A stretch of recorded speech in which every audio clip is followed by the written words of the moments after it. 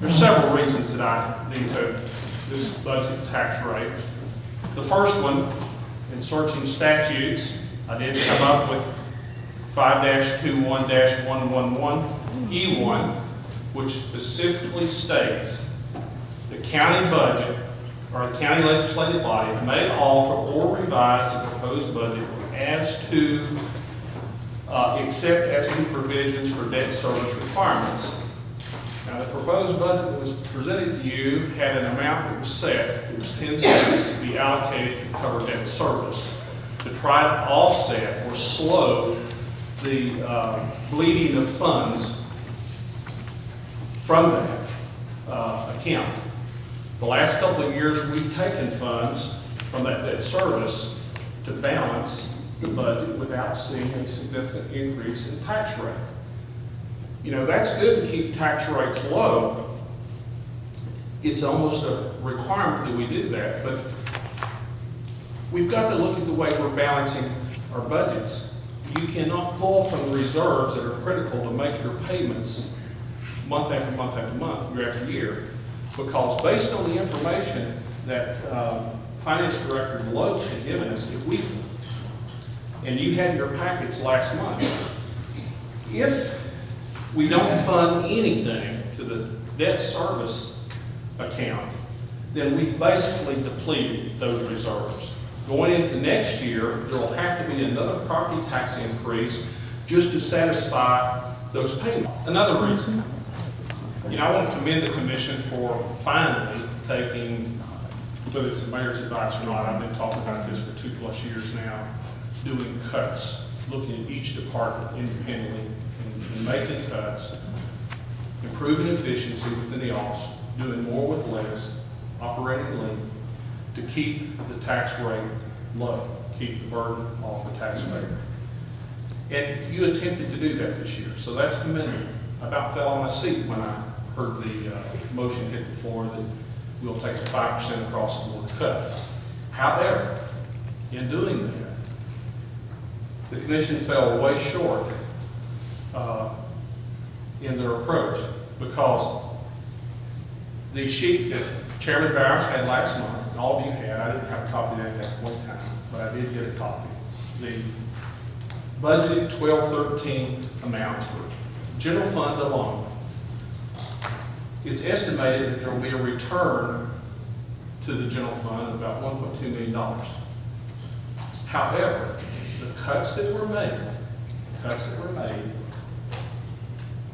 combined with the 12% reduction in insurance premium, equated to only about $288,000.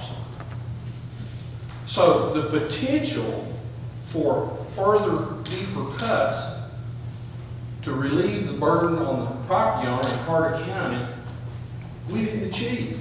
I mean, that potential, because there's approximately $900,000 more that we should have been able to look at and been able to at least realize some of that to keep the tax rate down.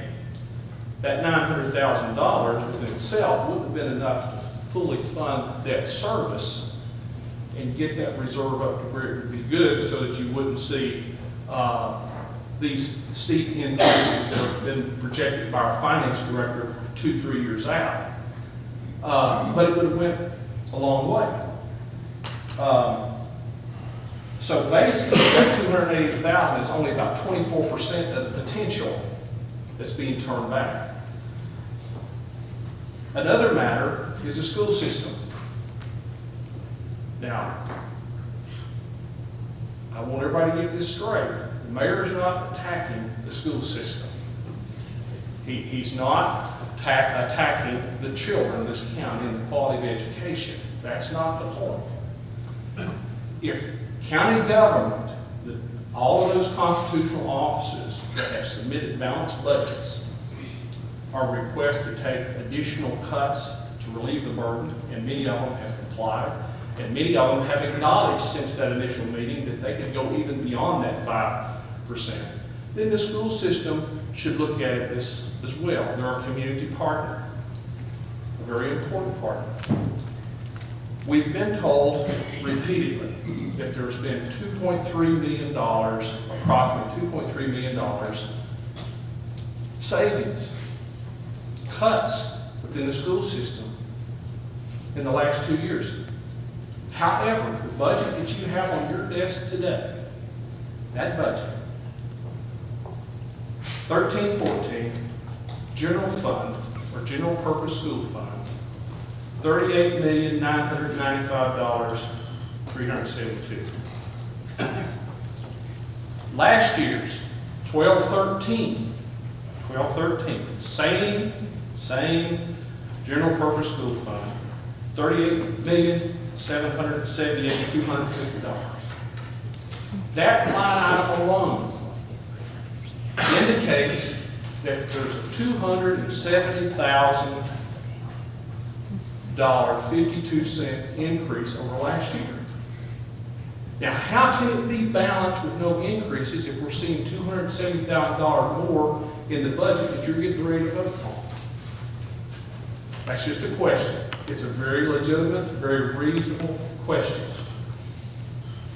So, when we're passing budget to this magnitude, I can understand in your position how things can get by and fall through the cracks. But we should be able to put everything on the table. You need every bit of information is possible available. You need to be able to analyze it, you need to be able to look at it, digest it, and then make the decision, because that's what the people that elected you and me to my office did. They entrusted us with the now. Let's don't wait till January, February. Let's start now in this budget process. Let's give each and every office holder undivided attention for however long it takes. And let's implement a form of zero-based budgeting and allow that office holder the opportunity to come in and justify the need for each of those line items. The mayor's willing to do that. Once you've done that with each and every office holder, then, and only then, will you know what the true bottom line is. With that type of information, you can come into this gallery and you can make a decision on a proposed budget within probably 5 or 10 minutes. It won't take 4 to 5 hours. So, you've got a tough decision in front of you today. The motion's already been made. It's your choice. Are you going to do what's in the best interest of the people of Carter County? Are you going to take actions to ensure that the people that follow after you have a reasonable platform for success? Or are you going to set them up in a situation where it would be impossible for them to pass a budget without a tremendous increase approaching that $275, $3? Thank you, Mayor.